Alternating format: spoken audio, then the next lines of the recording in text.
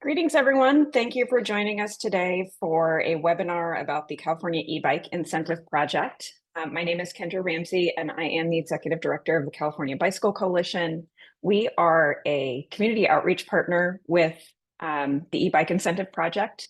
We are not actually administering it, but we have signed on to help promote the project. And so we're holding this webinar in order to go through some of the requirements, answer some questions, and basically help get folks prepared to apply to this program starting this Wednesday, December 18th at 6 p.m. when it opens for the first time. A few housekeeping items. So we will be utilizing the Q&A function in Zoom to collect questions that we will answer later in the webinar. Please enter your questions there. We will be looking forward to responding to them, some of which we'll probably be able to do during the webinar, and some of which we'll answer live when we finish with the presentation. Please don't put any questions in the chat box. If you are having trouble with the Zoom platform, please put those types of questions in the chat box and direct them to the host and panelists. I know that we have a request to turn on captions. I believe we activated that feature in Zoom. I think one of my colleagues can make sure that we have that active. Since I am screen sharing, it is a little challenging for me, but I believe that should be active at this point. So we are recording this webinar, so we will be posting the recording on our website and sharing it with anyone who is attending and who registered as well via email. That will also have the transcription enabled. So that will be available after this. We know that not everyone who registered will be able to get in. So that will be there available for folks. Today on the webinar, we have a number of staff from CalBike here to help answer questions via the question and answer box. We also have representatives from Pedal Ahead, who are the program administrator for the e-bike incentive project, who can help as well. And why don't we go ahead and get started? So why are we here today? CalBike, as we shorten our name to, we helped pass the legislation to get program funding allocated for the e-bike incentive project. And we were very excited to see that it's launching this year with the first round of vouchers available next week. We have been helping keep folks updated on the process since basically the law was enacted and sharing all the information we have. Again, like I said, we're not the program administrator.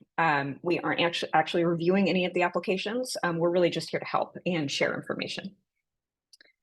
For any questions about your specific eligibility or about the administration of the program, so we're going to be answering a lot of questions today. We probably won't be able to get into individual specific criteria, but we will do our best. And just generally, if you go to the ebikeincentives.org website, which I have open here today, if you go down to the bottom, there is contact information. I know that they are receiving quite a bit of email and phone calls, so it may take a little bit to get any answers, but hopefully we'll be answering any questions you have. So most of the information we're going to go over is going to be on this website, ebikeincentives.org. That is the project website. We will also be sharing a brief video on the application process that Pedal Ahead has put together. And that video will also be available on this website shortly. So if you want to rewatch it, you'll be able to do so soon. So just getting started, the basics for the e-bike incentive project. I'm just going to go through them, continue to think of your questions, and we'll get to the Q&A in a little bit. So the e-bike incentive project provides up to $2,000 for a point of sale incentive to support the purchase of a new e-bike. It's funded by the California Air Resources Board and administered by Pedal Ahead. And basically the idea is that they would like to get e-bikes in the hands of income eligible Californians, so that they have a transportation option that is climate neutral and helps folks get from here to there. At CalBike, we're very excited about more people getting on bikes. Bicycling is a great way to get around for your day-to-day transportation needs. It's also a great way to stay active. So we're very excited to be partnering with this program. So let's get into some of the specifics about how you can tell if you're eligible for the program. This is one of the biggest questions we see. And so I'm going to walk through what the eligibility requirements are and how you prove that you're eligible. So to be eligible for the program, you need to be a California resident and you need to be 18 years of age or older. I will go over some of the documentation required in a moment. So the next step is you need to have a qualifying household income of 300% or less of the federal poverty level. We'll talk about what that means in a minute. And that's your gross annual household income. So that it's a different line if you're using your taxes from last year to look and see your eligibility. It's a different line based on which form you filed, but it is the gross amount, not the amount later that's adjusted. So it's that first number. You must complete the online application. We'll go over that in a moment as well. You will submit some documentation through that application, and then that application will actually be reviewed by a real person. So it may take some time for the vouchers to be issued once the applications are submitted. So please, as with everything else, please be patient. And then you must receive a notification via email so that you have a voucher. You can't go out and purchase a bike today, then apply for a voucher and try to get reimbursed later. You get the voucher in hand and then you go buy your bike. That's how this program works. So in terms of your income eligibility, basically we're looking for under 300% of the federal poverty level. So this table is a handy reference for different household size for how much that is. And so for a family of four, $93,600, just to give you an example. This first column of priority applicants, so the program is specifically targeted. The program does want to see folks with that much lower income level participating in this program. So basically the base voucher amount to be eligible for the program, 300% or below, that gets you a $1,750 voucher. If you are a priority applicant and you meet the criteria in this middle column, you can be eligible for an additional $250. So basically that is people with this lower level of income, 225% or lower, or people that live in certain geographic regions that are designated as disadvantaged. The good news is that eligibility will be determined based on the information that you submit. You don't have to know specifically that you live in the region or provide that. That's going to be checked by the people reviewing your application. One important question that we get is, what do you mean by household? So basically, a household, it might be your family. So it's the people living under the same roof. So yourself, your spouse or registered domestic partner, any dependents or guardians in the household. So if you have children, if you have, grandparents or, your parents or your spouse's parents living with you and they are your dependents, they would be part of your household. What is not part of your household is if you have sort of a roommate situation, there's none of that finance pooling happening. There's, the relationship is just roommate, that would not count as part of your household. So there are going to open up a new window here because there are a number of ways that you can show that you're eligible for this program. And that documentation is going to be requested while you are in that application. So this is the list. It gives a number of different ways you can prove your income eligibility and what documentation you need to submit. And again, that would be uploading to that application form. And so again, this is just, there's an orange box right here. You click on it and it gives you this nice PDF that tells you what documentation is required. And then there are some categorical eligibility, meaning that if you qualify under this area, you just have to prove you're a participant in one of these programs. You don't need that other documentation. So that would be Medi-Cal, SSI, you're a participant in the Section 8 rental program. Basically, there's a list here and links for what that means. So that is your income eligibility. Again, voucher, $1,750. If you're in one of those two priority groups, you can get an additional $250, and that information will be included when you get the voucher over email. It will say what you are eligible for, what that voucher amount is. That information will also be available to the retailer when you go to buy the bicycle. So what can be purchased? An eligible e-bike. I'll get to where that list is in a minute, but there are bikes that have been pre-screened that they know meet the criteria of eligibility. At the same time that you purchase that bicycle, you can also purchase accessories that you might need, like a helmet, a bike lock, a rack so that you can carry a bag, things like that. Any assembly and delivery fees that apply, and sales tax. So it has to be purchased at the same time to be used on that voucher. Okay, so next up, before you apply, there are a number of things that you can start doing today, this week, before the voucher process opens.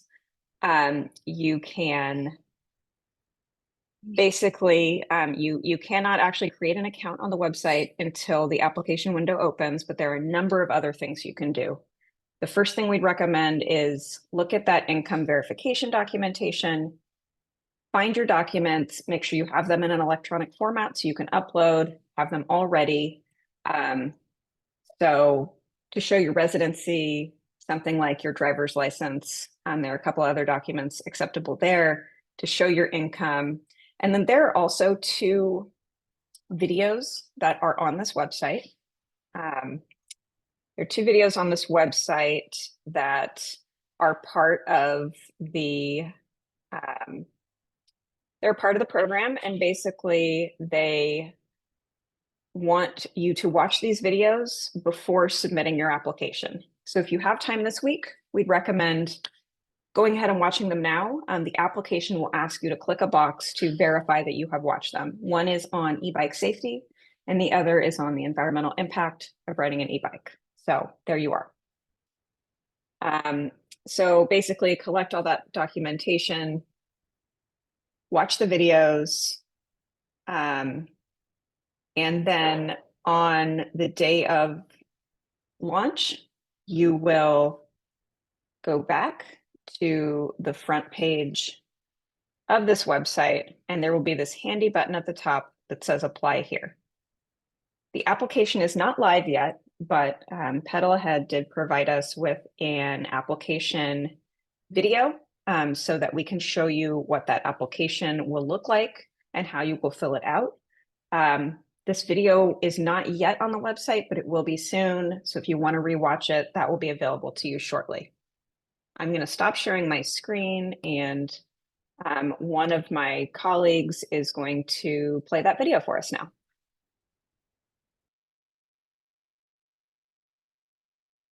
Yes, playing shortly.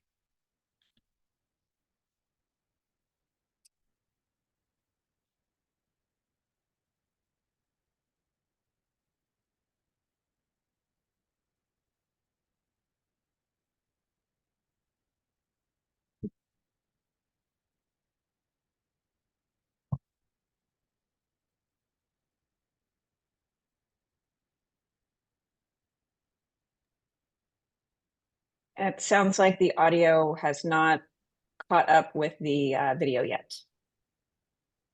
So just bear with us as we work that out for a moment.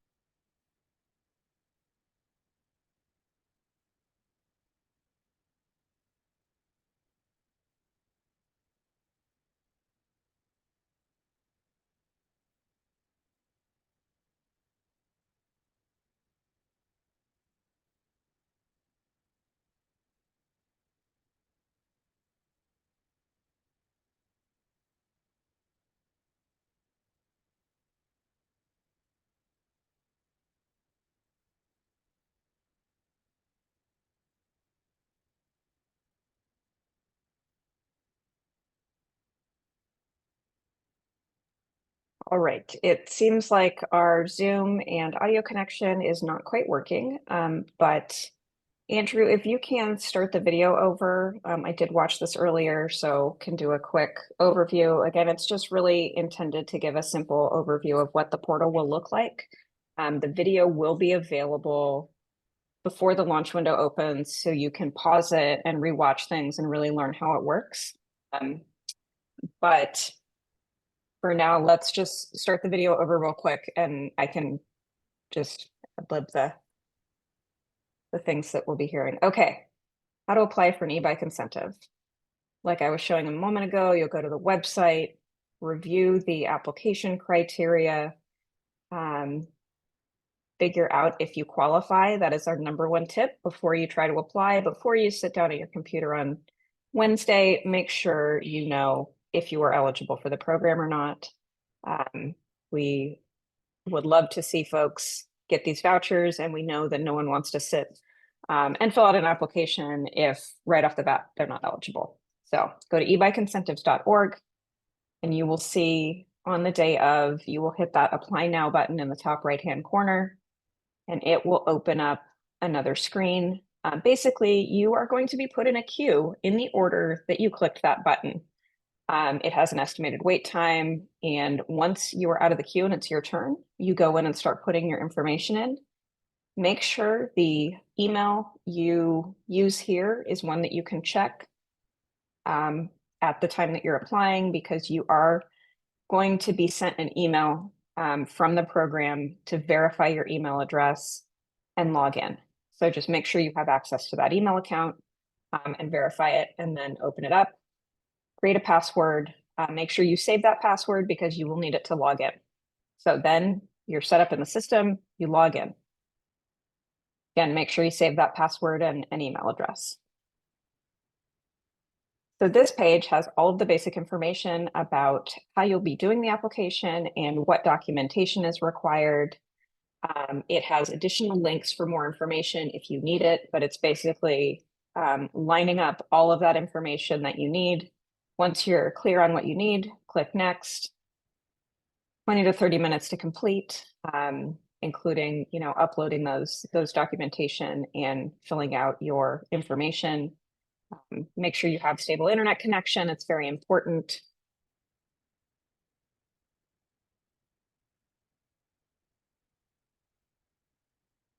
And do not leave the website, or you will lose your progress. You will be asked to read and select that you agree to the terms and conditions. So you'll just click that box and hit next.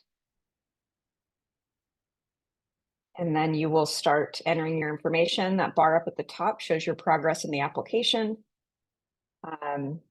You will be asked to share what kind of bike you're planning to buy. You are not required to stick to this. It is just for basic information. You will have, once you have the voucher, you will have a predetermined amount of time to select the bike you need. So make sure you're filling in your name, the same email you used to create your account, and your phone number.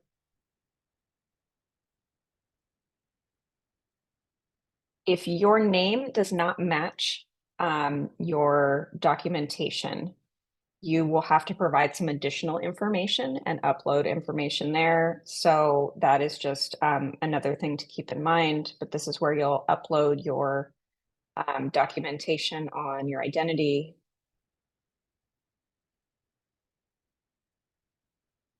You'll then start verifying your household income with, again, those eligible documentation of your household income. So whether that's your taxes or other Social Security, any other document on that list, you will upload it there. Again, roommates don't count, but it is members of your household. So your spouse, registered domestic partner, children, dependents, or guardians.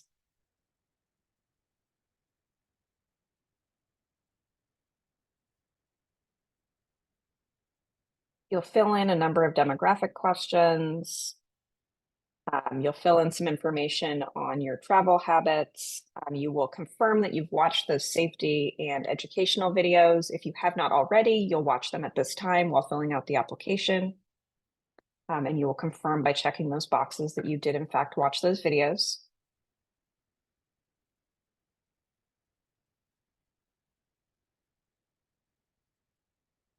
You can select a number of different languages to do that.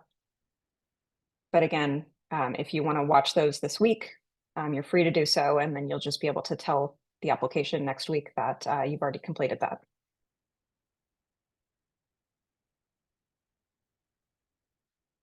You're going to sign a few more consent informations and type in your name as your signature, basically saying that you agree to electronically receive this information. Make sure you read all of the things you're signing, and then you're going to submit your application. You should get a confirmation email at the email address you provided. Make sure to add the ebikeincentives.org domain name to your safe senders list to avoid emails going to spam. Make sure to check your spam folder as well. Sometimes it will go there anyway. These applications are being processed by real humans, so it may take some time. People are going to be verifying the income documentation. This is also the time at which, if there are any questions about any of that documentation, and we can stop sharing the video now. If there are any questions about that documentation, the program administrator will reach out to you, and that'll be, you'll have an opportunity to provide additional information at their request. So that is the application process. Let me go back on video. I see that Adrian and Jill here from Pedal Ahead, the program administrator, are also on video.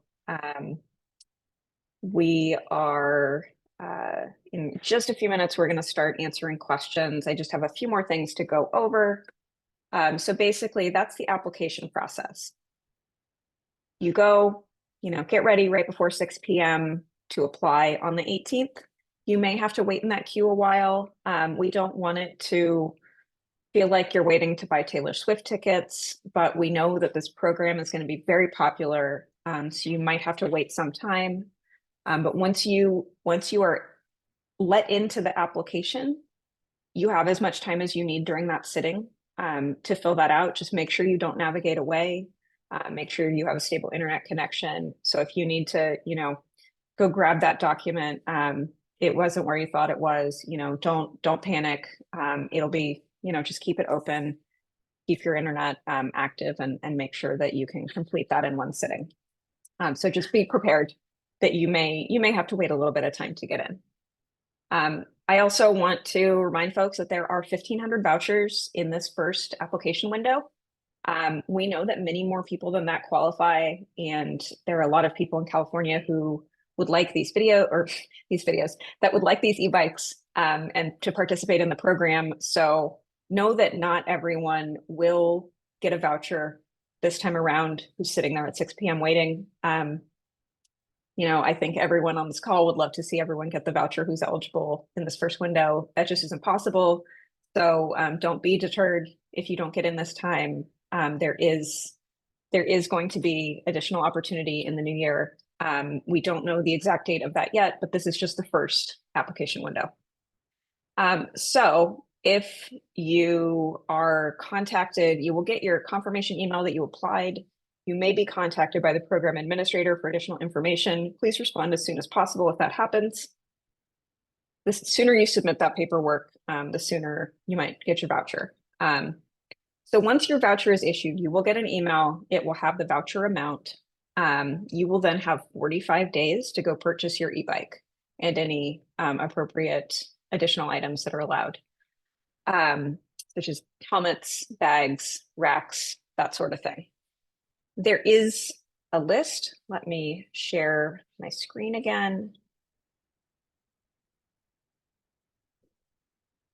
Okay, there is a list on the website of eligible e-bikes.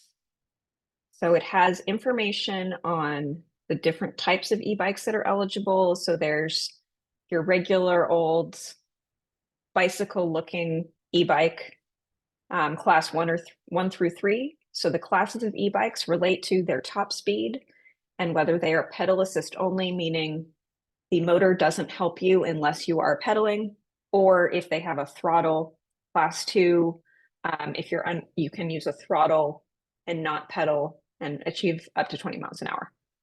Class 3 goes to 28 miles an hour. So that's what class 1 through 3 means in a nutshell. But this has, so that's your traditional type of e-bike. Cargo e-bikes, this is a very large version. There are also smaller versions. They basically allow you to carry additional cargo or humans. And then adaptive e-bikes are e-bikes specific to folks who might have some mobility challenges based on the needs of the rider. There's a number of other criteria that must be met basically to ensure that the e-bikes are going to be safe and quality. So motor size, having operable pedals, front light, rear light equipped, have a battery that's been safety tested, a warranty, and must be delivered fully assembled. So things that aren't eligible, used bikes, unfortunately, conversion kits to convert a traditional bike to an e-bike, bikes that do not fall into one of those 3 classes. Those are not e-bikes. Bikes without integrated lights, or scooters or mopeds.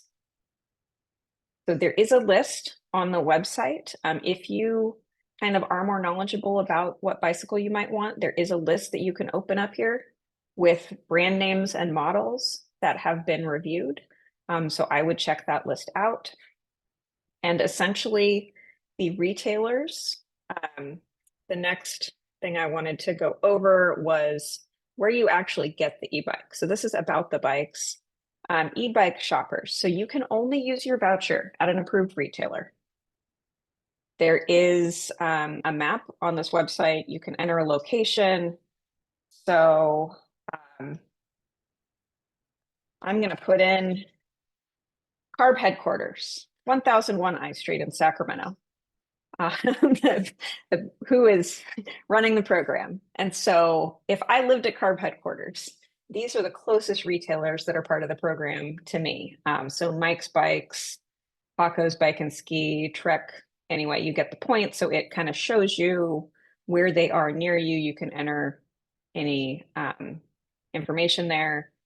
So you can then click on, you can zoom out on the map. You can see how many there are in the region. And then you can go directly, it'll link you directly to that website. So the approved retailers have all been trained by Pedal Ahead. They know how to find the information on what voucher you personally have been issued to confirm that, and they know the information on the approved bikes. So basically, visit one of these approved retailers. You can talk to them about your needs and have pick out that e-bike and any of those approved accessories that you want to buy at the same time. And what basically happens is you have your voucher and they will redeem that at the point of sale. So that will be a discount off your purchase price. You are not going and spending the $2,000 and being reimbursed. That purchase price that you pay will reflect the discount of the voucher. You have 45 days to use your voucher. I believe that there is an extension allowed if you are not able to use the voucher in that time, but you must ask for that extension. We highly encourage you to visit the retailers once you have your voucher, test ride a bike, really figure out what bike is going to be best for you, because we want to see this program succeed. We want to see people using these e-bikes. And the best way to know that you're going to use something is to make sure you're getting the best possible fit for yourself or yourself and anyone you might be. In my household, we have one e-bike that we share between 2 people. So some folks might do that as well. But basically, we suggest you go talk to someone, do a test ride if you're able to. It's always very helpful.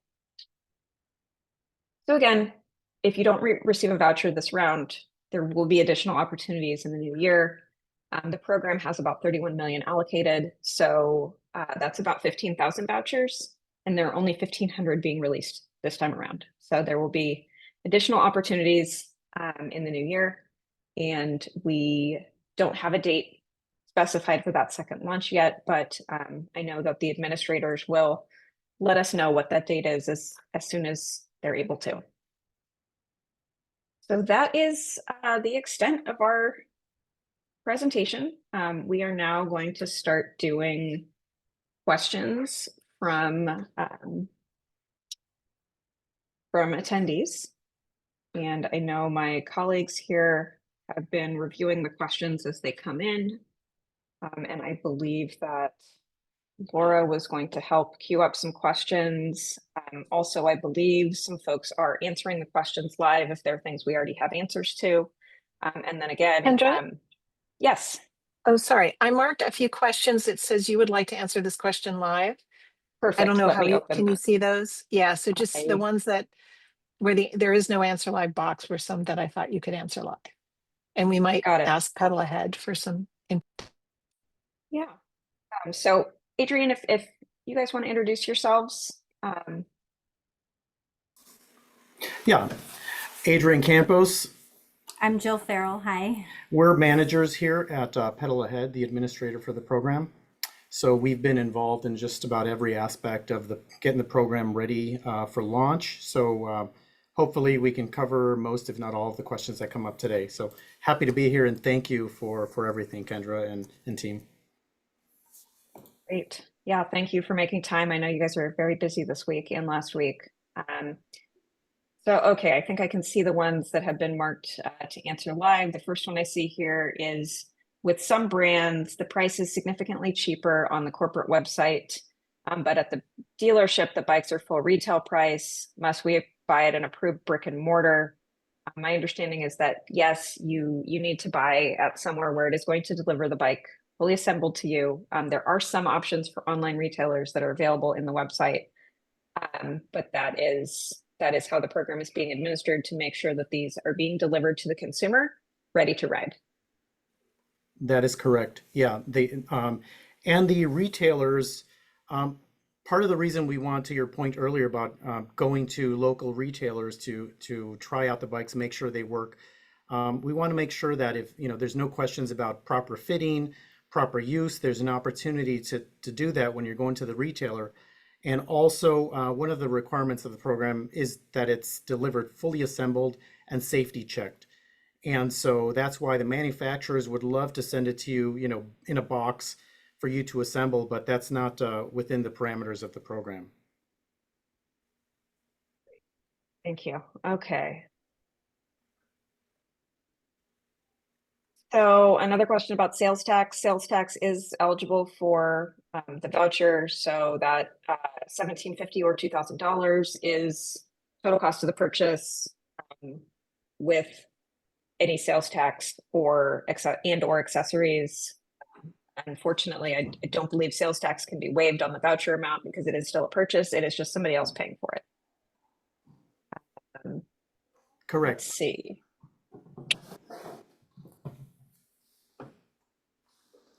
Through here. Does the e-bike have to come from the factory with an integrated front headlight, or can the bike shop integrate the headlight to the battery? I believe the front headlight must be integrated when it's delivered, and the rear can be added at the point of sale. There are some bike models that can be integrated at the shop. The front light, it's an option. You can buy, Model A and it comes without the headlight, or you can buy Model B and it's essentially the same bike, and the shop can install it. But it must leave the shop with that front integrated light installed. And more importantly, it first needs to be on our approved list of bikes. So even though the shop has it, and if that's the bike that you're interested in, the shop still needs to submit it so that our compliance team here can review it and make sure that it indeed fits all of the requirements of the program. Great. Yeah.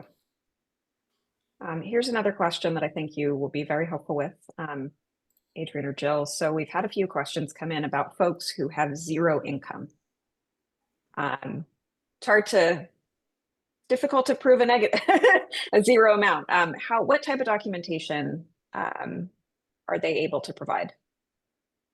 I mean, I No, think it's first and foremost, if they have, if they're receiving some kind of public assistance and they have that, provide that to us. If that's your only income, provide that. If they really get nothing and they don't get any assistance, I mean, they still do have to prove that they don't make any money. So on the website, a few of the options for proving or for categorical eligibility were that you receive Medi-Cal or that you are a Section 8 recipient. So those are some options. You Yeah, don't, like, right, that's Social not income, Security. that's. Yeah. Mhm. Correct. And so in the last few days, we've been inundated with a lot of these questions, like what can I provide? I didn't work this year, but I did last year. I don't have anything. So if you're filling out the application and you have to upload something and you're not sure if you have the right one, I recommend uploading what you do have. This way you're able to complete your application, you submit it, and you'll still have time. It's going to take us a few days to, could be a month before we get to you, depending if you're number one or 1500. So you've got time. We will review it in our compliance team, and then right there we'll ask for clarification or work with you to see what type of documentation would be best. So the important thing is, if you're not sure, just upload what you have so that you can complete the application, and we'll work with you on the back end to see if we need anything additional. And the same thing goes, I saw some questions about California IDs that might be expired. Go ahead and if all you have is your expired ID, upload that. That will buy you some time to get the new one in, and at least you can complete the application and get it in. And if we see it's expired, we'll reach out to you and ask for an updated one, but you'll have a few weeks for that. Yeah, and I think to note, we've gotten a ton of questions about the residency verification, and it does need to be one of the 3 listed documents. It needs to be a California driver's license, an AB60 driver's license, or a California state ID. We have gotten a lot of other questions about that, and it does need to be one of those 3. Like Adrian said, if for some reason you're waiting on it to come in the mail, upload what you have, and then by the time we get to reviewing your application and we request it, hopefully you've gotten the updated version. Yeah, there is an exception for military members of the military that are deployed in California. They can apply by providing their military orders showing that they're deployed in California. Great, thank you. We've seen a few questions also about eligibility on which tax transcript is requested. There are multiple different types. Yeah, the one you're going to want to submit is the tax return transcript. So this lists the line items of the tax return. Great. And another question for Medi-Cal, does one just need to upload a copy of the card? I believe on the eligibility list. So let's look here. Going to go back to the documentation page. You all have a quick answer. I was just going to pull up the page and. Yeah, if they have their, if all they have is the card, upload that. If they have the award letter, that's preferable because we'd like to identify if it's awarded for income purposes. Great. Prior documentation may vary. Great. Thank you. Okay. Let's see. So here's a question about the application process itself. Once you start adding your information, are you in, or is it still dependent on how fast you can fill out your application form? So I know that there is a queue process, first come, first serve, and I know that you can fill it out. You can take your time to fill it out. So that leads me to believe that once you are in the form, you do have a larger chance than if you were not in the form of getting the voucher, but it is still not 100% guaranteed. Yeah, and one thing to note with that too is once you start filling out the application, you need to make it all the way to the end and hit submit. If you leave the application, it's not going to save your progress. So there's a few different pages that you have to go through, and getting all the way to the end and hitting submit. Great. One question about e-bikes. Can you buy an e-bike for $2,000, or are most e-bikes more than $2,000 and so cash will be required? I can say from experience and talking to some retailers, there are a number of e-bikes that are under $2,000 available from a number of different sources. The approved e-bikes list is important because we do want to make sure that you're getting an e-bike that's high quality and that's going to last and that's going to be repairable. It has a safe battery and all that information, and is a legal e-bike. So there are bikes on that list that cost under $2,000 from different manufacturers, different retailers. So you should be able to get one within the voucher amount. We have seen people who did the the initial soft launch get some of those accessories as well within that amount. Yeah, that's correct. In the soft launch, which was our test launch, the majority of the bikes that were purchased were around $1,500 to $1,700, and so that left room to cover taxes. And a lot of participants were able to to get a helmet and a bike lock along with that as well. I did see a Okay. question Mhm. scrolling through, and we get it here frequently. Can I get two bikes for 1,000 each? The answer is no. You can only get one bicycle per voucher, and again, we want to get as many people out there on bikes, so we limit it to one bicycle per voucher. And follow on to that, more than one voucher can be issued per household. Correct. So if there's another adult over the age of 18 in your household that would like to apply, they're able to do so. That's totally fine. Yeah, it's just You just limited can't to- have more than one per yeah, person. one per individual. Yep.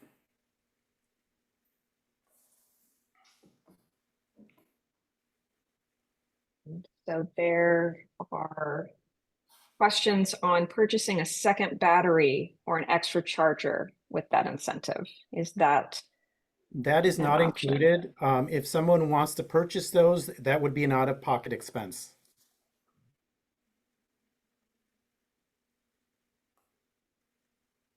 Let's see.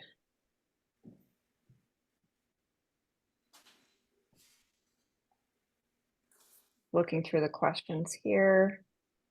What file types are acceptable when attaching your qualifying documentation? To my knowledge, they are all acceptable. There's no limit on any file type. Right. Yeah, if it's a scan and you've got a PDF or you've got a picture with a JPEG or PNG or what have you, you should be able to upload those for any reason when we're reviewing. If we can't open it, we contact you. And then the other thing too is just make sure that if you're taking a picture, we can see and everything is legible for us. So make sure, look at it, it's not blurry. We can actually read the information that you're submitting. Great. Another application logistics question about when you go to create the login and then you have to go check your email to verify your account. Does that count as leaving the website and you lose your place in the application? Or will you keep your place in line? I believe that you can just have your email open in another window on your computer so Yeah. that you would still have the e-bike window, the eBIP window open and your email in another. And so you are not actually leaving. Your place in line is actually to get to the point of getting your login created. So once you create your login, you'll get the confirmation, asking you to finish setting up your login, password, etc. And you will have a link to return back to the site. So you've already made it in if you've gotten to that point. And all that's left would be to fill out the application.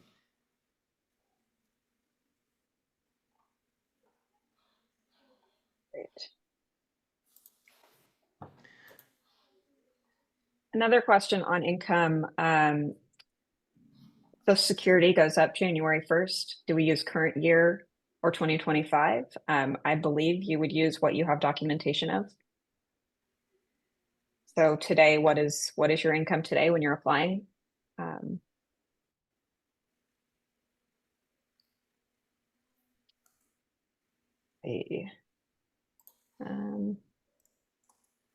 Okay.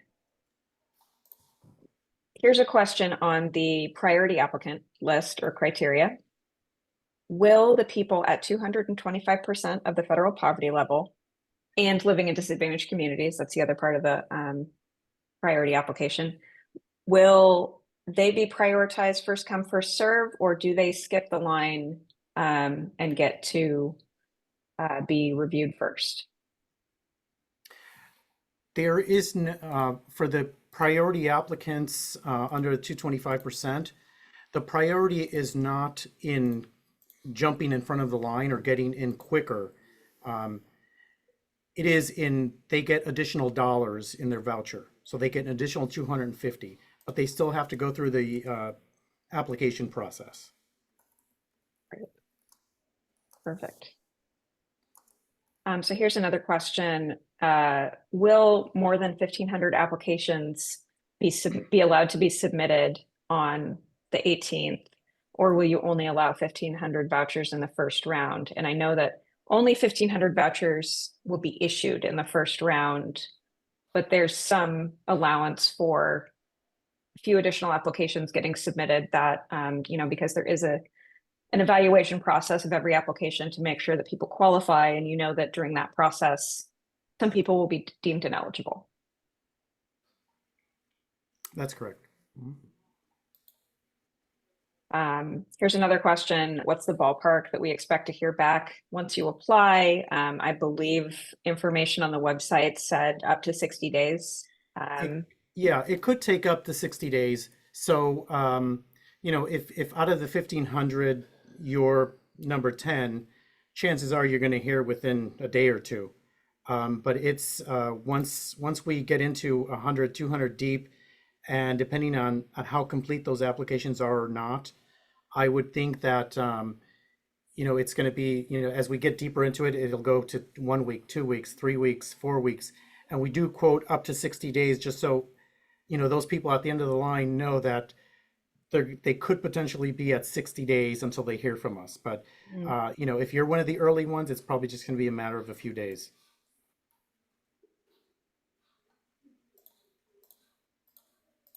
Right. Okay. But everyone will receive an email saying that we've received their application on day one.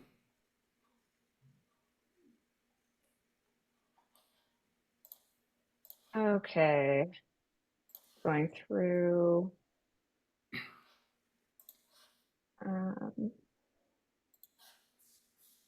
Someone is asking what an award letter is for people that are on disability, on permanent disability.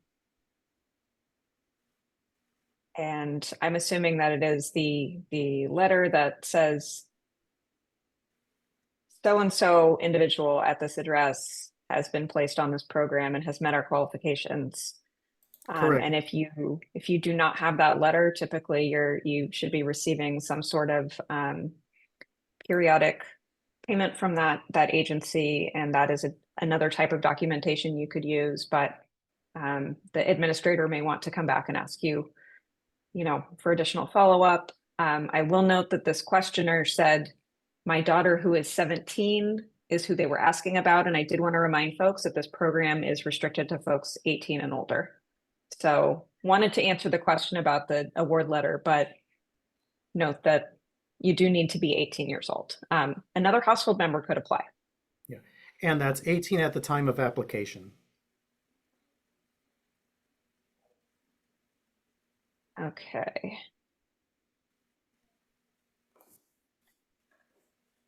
Sorry, folks, I'm just lots of questions with similar themes.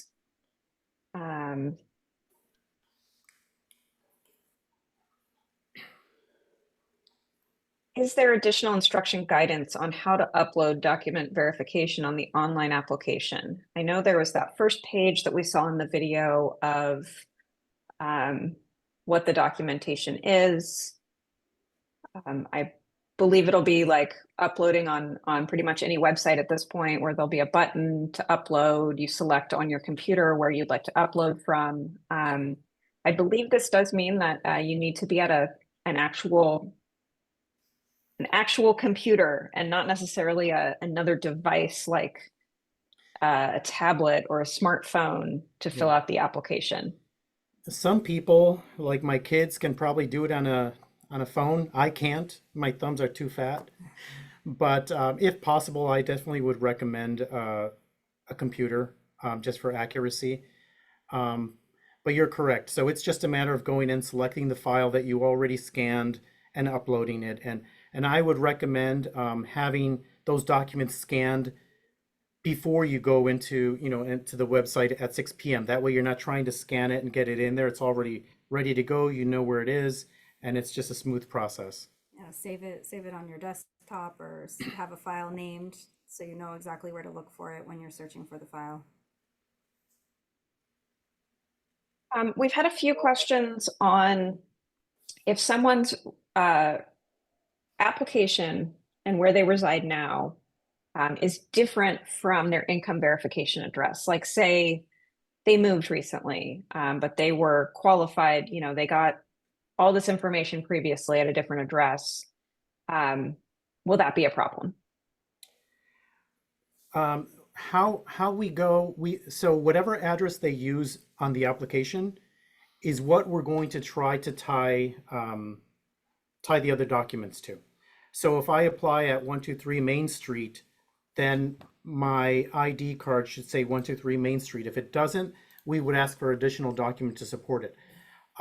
That would take care of the address part of it. The income documentation is not used to verify the address. That's used to verify the income. So if that has a different income, as long as the address lines up with the ID provided, we're okay. Great.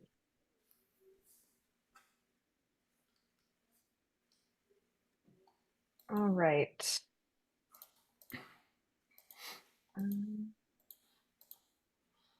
So I think we've mostly answered this, but there's a question. If you don't have proper documentation during the application window, can you provide it within that processing timeline? And correct me if I'm wrong, but I believe the instruction is upload what you have that you think proves that meets as well as you can that list of eligibility criteria and the documentation required. Upload those documents with your application. Will the application let you submit without documents uploaded? I'm assuming the answer is no.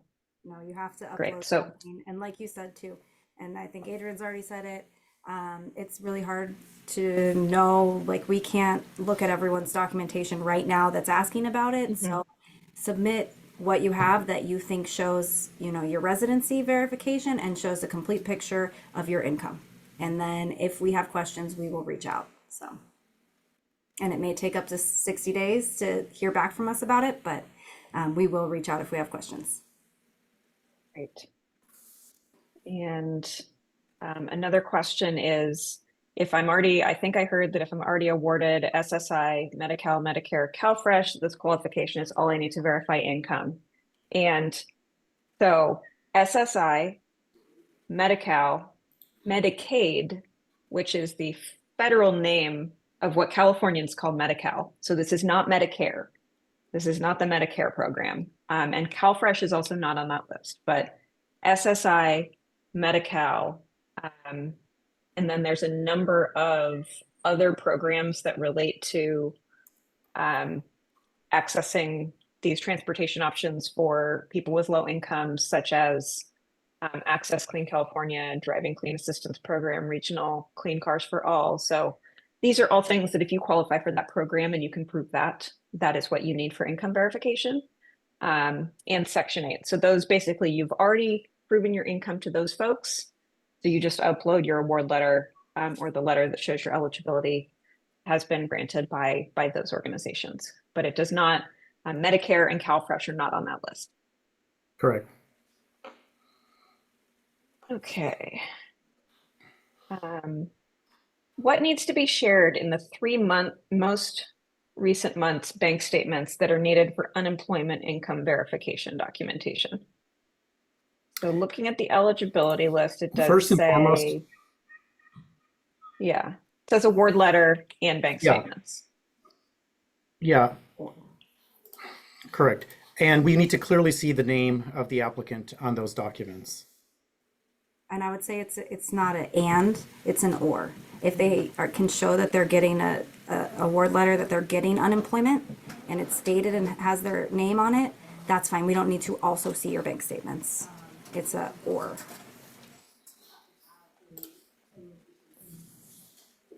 Okay.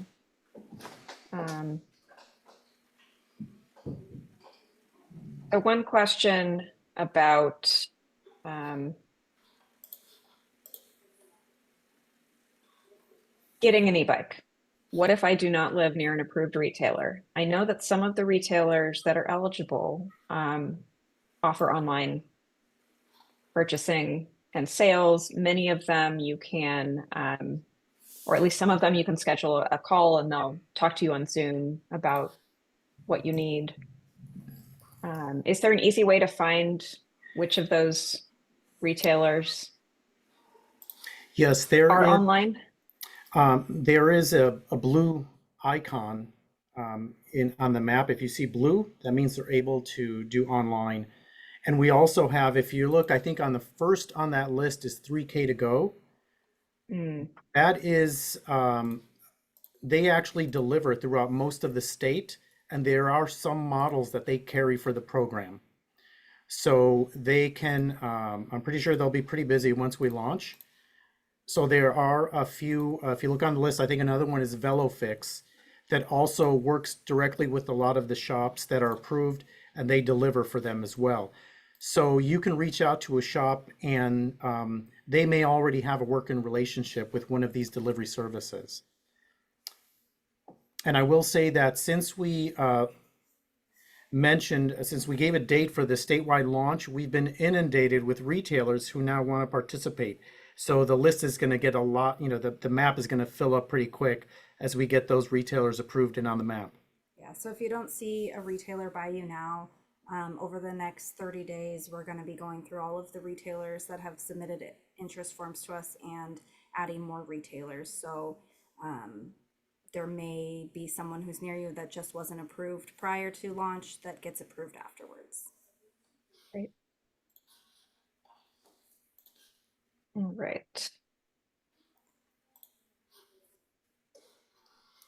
Another question, can the voucher be used on more than one visit as long as the total is under the voucher amount? And the answer to that is no, you need to purchase everything at the same time. To use Correct. the voucher gets redeemed at one time. Yeah. The system has no way of storing the balance. So once the voucher is used, just make sure, if you want any accessories, get them at the time of you pick up your bike. And please use up the full amount if you can.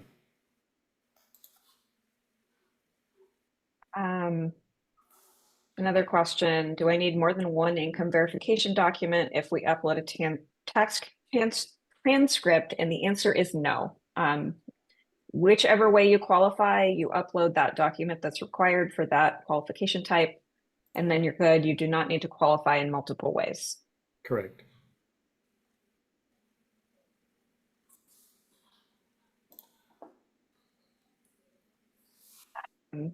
I worked until July and my income is under the allowed amount. Are my pay stubs sufficient proof? I believe, unfortunately, that would allow, if you were just using pay stubs, that would allow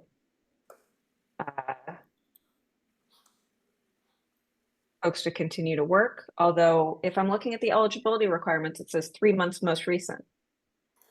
In the absence of other documents, we may accept pay stubs, but applicants should know that when it comes to pay stubs, the review process is going to take longer. It gets, once you start getting to reviewing monthly pay, and then we have to prorate it and make sure we're looking at the correct numbers. We may have other questions based on what's submitted. It could take a while. So for faster processing, definitely tax transcripts or other categorical documents. Worst case scenario, we could ask for and use pay stubs, but it does add a lot of time to the approval process and it gets a little more complicated on the verification side. Great. Another question, if some of the 1,500 applicants this round are deemed ineligible, will additional vouchers be issued? And the answer is yes, there will be additional windows that open. There won't be, once this application window will close, I'm assuming on the evening of the 18th, those 1,500 applications will be in, just a wild guess there, but that's the close of the window. Then there'll be an announcement at some point early, in the first few months of next year, most likely that an additional window will be open, but there won't be any more issued for this first window. But that money does not disappear, right? If someone is not eligible and they were counted in the 1,500, that just ends up, that money will just be used later by the program. Correct.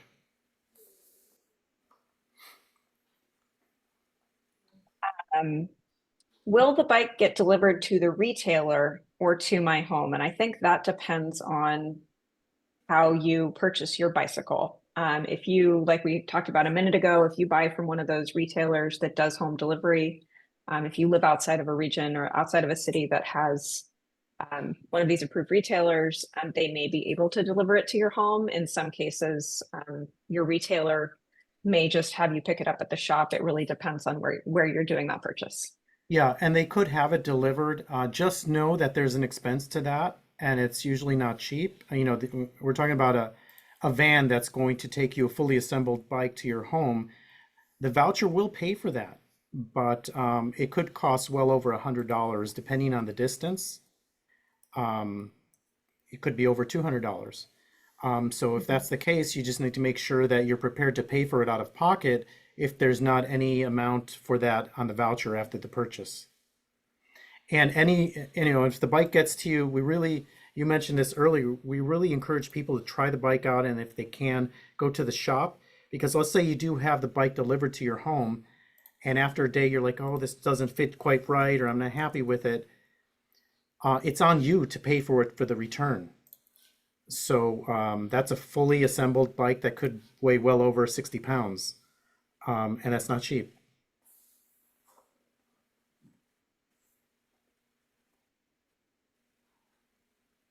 Okay, let's see.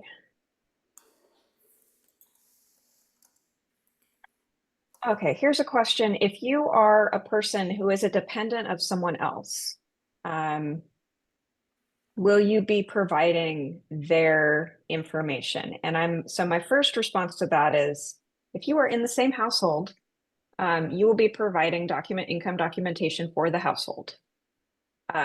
But what happens if someone is a dependent, but they live elsewhere? I'm guessing that this type of scenario would happen if someone were in college. If you income qualify on your own based on your income, but you are a dependent of someone else, how does that work for eligibility? Per the implementation manual. So if you are dependent on someone else, then we're looking at the household income. If You you are are still within their household, even Yeah. if you live separately, correct, there are some which students is how who the are federal dependents, government treats it for Yeah. taxes. and there are some students Great. who are independent. And so it depends on which category you actually fall into. But if your parents are supporting you and they're claiming you on their taxes, then we would get the household income for the entire household.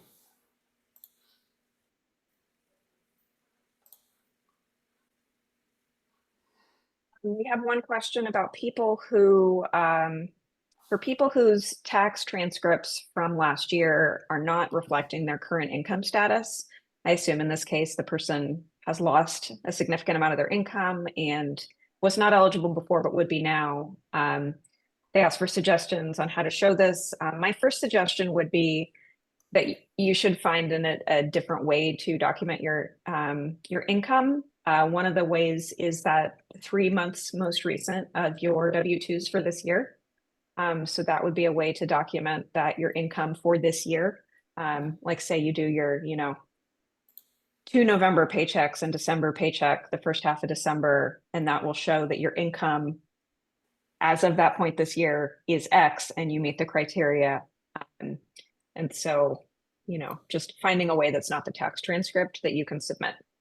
Correct. And there are ways, like I said, it adds time to the approval process, and we may ask for additional documents depending on what's provided. Right. Let's see.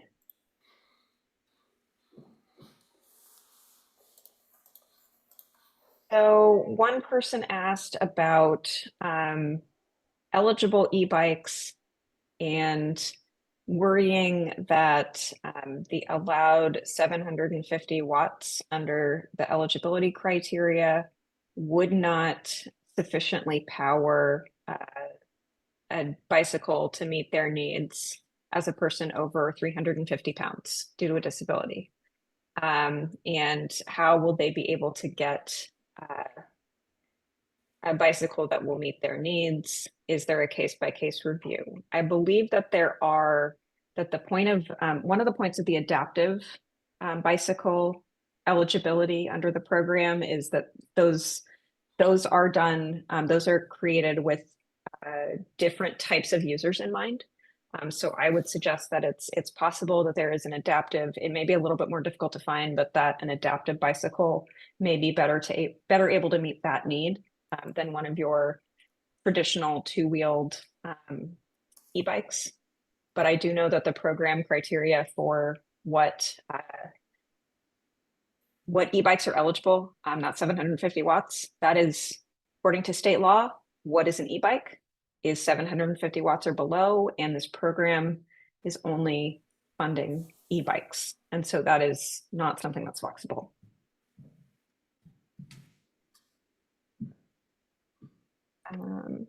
Yeah, it must be 750 watts or less.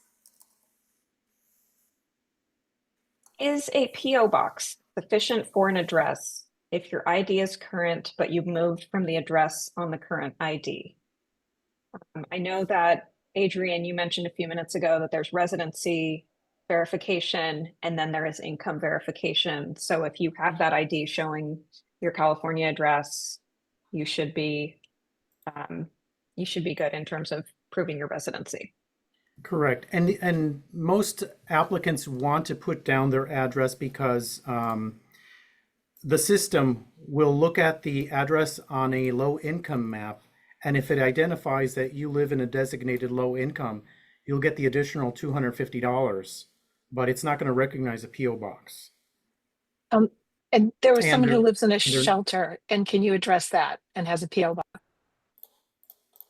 Yes, so this is where we look at it more on a case-by-case basis because there's a lot of inconsistency when it comes to defining, unhoused. One person who might be, staying with a friend might consider themselves unhoused, versus a completely same situation and they don't consider themselves unhoused. So apply with an address. If you're staying with someone, apply with an address. If you are receiving services from an organization, many times that organization will allow you to use their address, and that would be totally fine. And that might actually help with the approval process as well.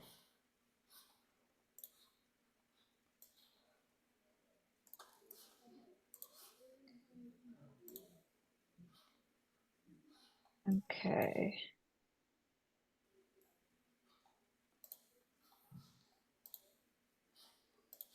So we have a number of questions where people are concerned about logistically and technologically how things will work with the application. I know from previous conversations with Adrian and Jill and their colleagues that they are aware, we know that other states have had their websites crash when they launch a program like this. And I know that Pedal Ahead is working with, so the application is built on a system and, they have assistance from a technology provider that has experience with these types of programs specifically.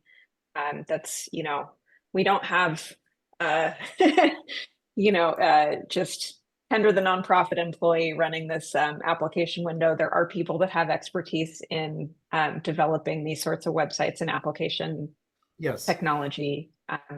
So we've partnered with an organization that they're the organization that handles large sales or ticket sales. Let's say you want Taylor Swift tickets, and they handle large volumes because we know we could see a really large number of applicants hitting our site. So that's why we've partnered with them to create a waiting room. And so everybody's going to go into the waiting room, and that will protect our site. And if the launch date, was tonight and I go in at 6 p.m., I'm going to be on the site, and there'll be a clock that'll be timing down to the actual launch date to 6 p.m. I don't have to do it. I don't have to refresh. I could just sit there on the site, and at 6 p.m., it's going to put me into this waiting room, and it's going to tell me, Adrian, you have your estimated wait time is 20 minutes or whatever amount. I don't have to do a thing. Probably the best thing for me is to sit there until I see if I get in or if the window closes. Probably best not, and there's no need to refresh the screen. Once you're in, just sit there, and you'll be instructed to go to the next step, or you'll eventually see that the applications have been fulfilled and we're no longer accepting applications. And yes, there will be a full team of IT people monitoring this for us.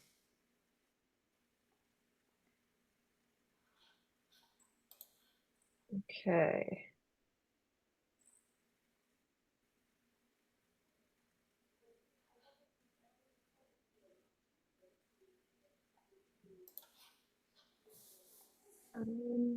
We've had a few more questions about how someone goes about proving their income if they have no income. And what I have heard so far is you provide the documentation that's available to you,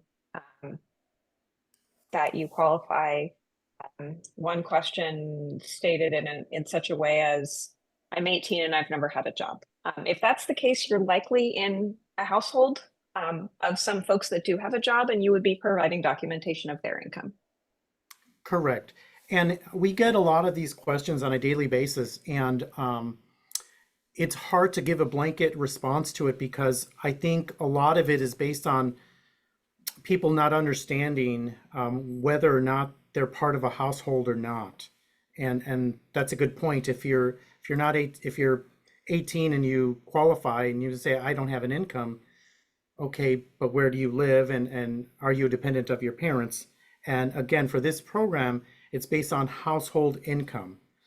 The parents, the dependents, would provide their parents or whoever's supporting them income documentation.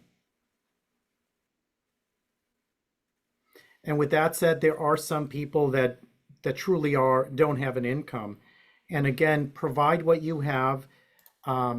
We will certainly, if you get your application in and you provide something, we will certainly reach out and find out what the situation is, and we'll be better able to advise you on what type of documentation we can take.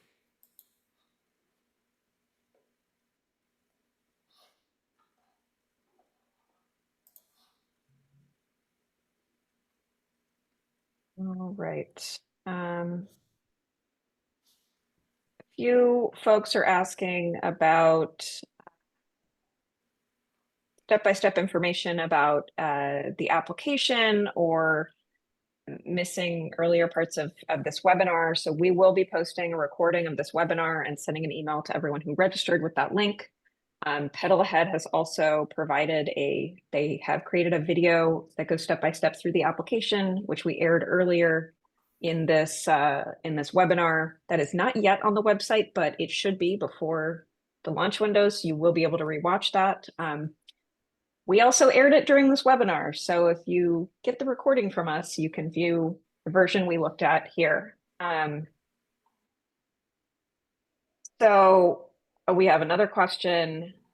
There are a number of questions about how the program is being administered and why different choices were being made. And a lot of those we're not really answering, because we're trying to get to as many questions on how people can apply and what they need to do to apply. I will say that some things have changed over the course of the program. Part of that is, over the course of things that have been announced previously, the number of applicants that will be selected during this first window. And the idea here is this first window is 1,500.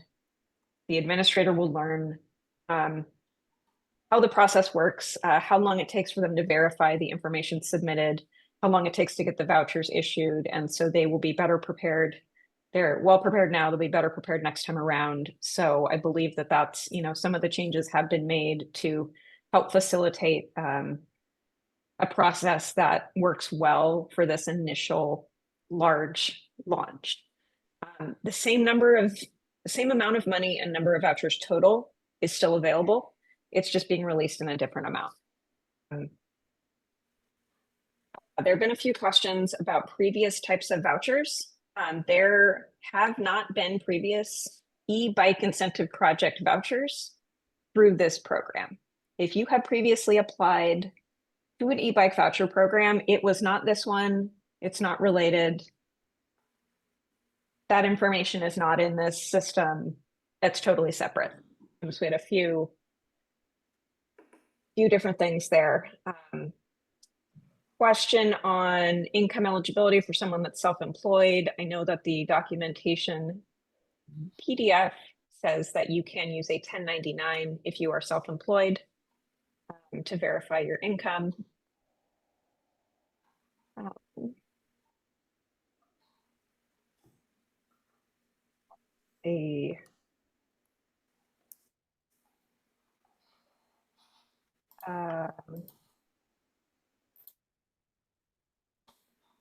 Another question, I think we've answered this before, but is a picture of your Medi-Cal card sufficient?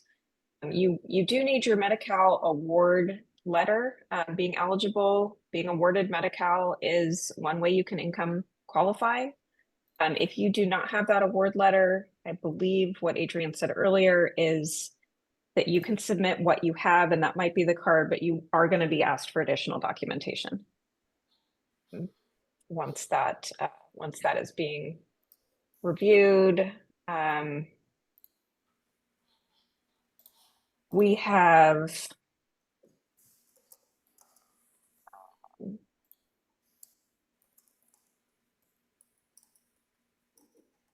questions on applying if someone in the household is on Social Security disability or Social Security. They are part of the household.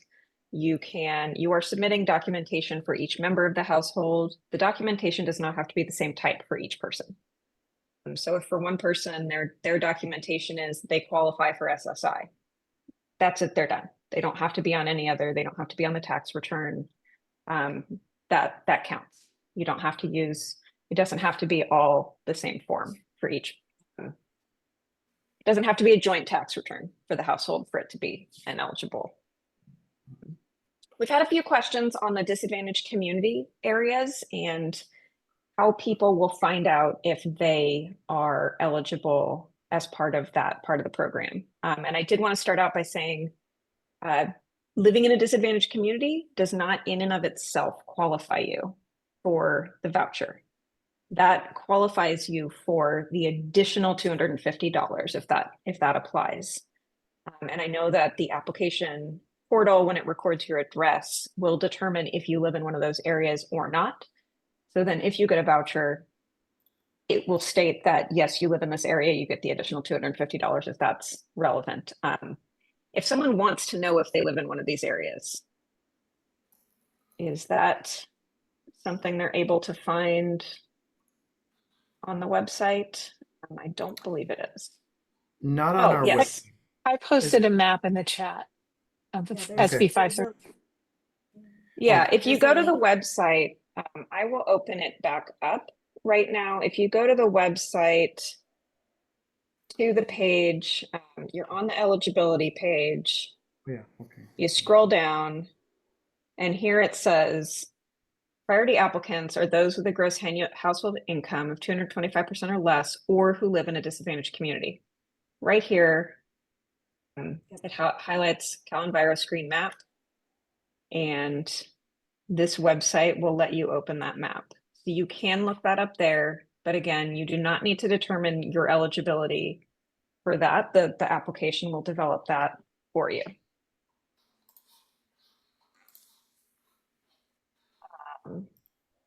Another question, can I get into the website to get in line before 6 p.m.? No, you cannot. press the button at 6 p.m. Apply now. Right at 6 p.m. Everyone at the same time. Get in line. Um, a few questions on if I have a local shop that's not participating, how can they sign up? If you go back to that, if you tell them you think they should sign up for this program, they can go to ebikeincentives.org, and there is a section on the top for e-bike retailers, and you click on that and it says apply to be a real retailer. So they can just go there.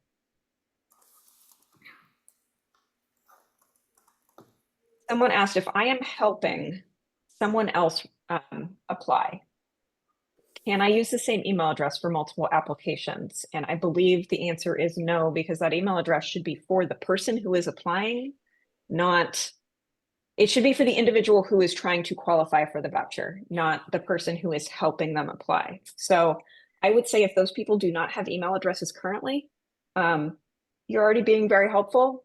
Do them one additional assistance and sign them up for a free email account for this purpose. Yeah, if they do attempt to use the same email address, it won't accept it. It'll say you're already in the system. Yeah, the email address is effectively your user ID for the application. And then any communication regarding it would go to that email address as well, so. Right. I have some additional questions about your tax return. People have asked which line on the tax return is the gross income. I know it changes based on which form, if it's the 1040, 1040A, 1040 EZ, but it is the gross income, not the adjusted gross. Gross So it before, should be, yeah. and they're also gonna wanna get the tax return transcript, not the actual tax return. We don't want people's socials, we don't want that in our system. We don't wanna have to have it in there. So the tax return transcript. Yeah, that's And a good thing. If anybody is, depending on what they're sending in, we don't need your socials. We have some people who right now are interested and they send us their socials. We don't want your social. If it's on any of your documents, your bank account information, just block it out. We don't want it. We don't need it. It's best for you just to keep it secure. Take a black marker and just write right through it before you scan anything and send it to us. And yeah, there was another question on this, a lot of personally identifiable information being shared. Are there safeguards in place to keep this private? You know, as Adrian and Joe mentioned, there is this third party that's helping with the portal itself and privacy there. I know that to participate just as somebody sharing information about the program, I am not looking at any applications. We do not have a part in that. Everyone on our team at CalBike had to sign a form saying that we would keep all of these different types of personally identifiable information private. We are not receiving them, but as part of the program period, we sign those. So they're taking it very seriously. You know, please, you know, black out your social security number and everything else Adrian just said, but there are a lot of things in place that are doing that. I know, let's see, I know we're coming up on time. I appreciate there are a lot of questions. Hopefully we're getting as close to answering all of them as we can. There are a lot of questions about making sure bikes aren't getting into the wrong hands, getting sold. How are you verifying this? You are required to have the bike and be using it for a year as part of the program. I think what, you know, the goal here today is to talk about how people who are eligible can get these bikes.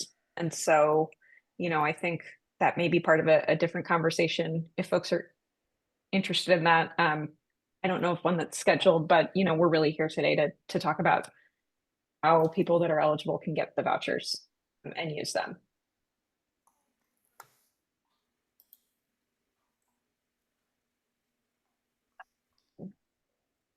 See.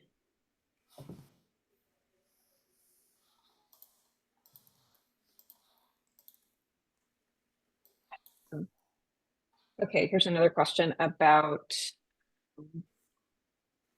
when you indicate which type of bicycle you are thinking about buying in the application window, you are not tied to that type.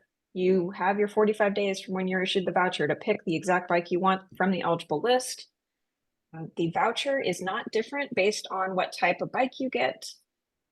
It is $17.50 for people that qualify under 300% of the federal poverty level, and an additional $250 for folks that are in one of those disadvantaged communities or 225% of the poverty level or lower. If you are, let's see, more questions, trying to verify how to submit your income. Again, if you are a dependent, you are part of a household, you provide information for that household. That's how household income works. So one question about, is my letter for cost of living adjustment from Social Security good enough? I believe that that would qualify as a, a word letter. It's stating what your benefit is. I know that gets updated every year. So those types of documents that say that have your name, right? Your name is an important part of that, and what the amount is that you are receiving, that shows that you qualify. But also just if it's Social Security or one of those other categorical eligibility programs, a letter with your name on it that says you are part of this program, you are eligible, that qualifies. Let's see.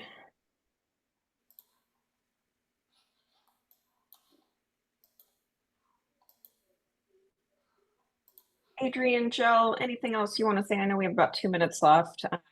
Really appreciate your Just time being on the to webinar today. reiterate, maybe to people who maybe didn't get their specific question answered regarding which documents or which ID. Again, the important thing is get to the waiting room in time.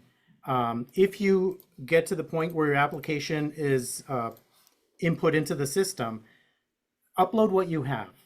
You will have opportunity. We'll reach out to you if the documents are not correct or need clarification. You will have an opportunity to get that to us. The important thing is get your application in, and don't let the lack of knowing whether the document's correct or not hold you back. Upload something, what you think is the correct thing, and we'll reach out to you if it's not.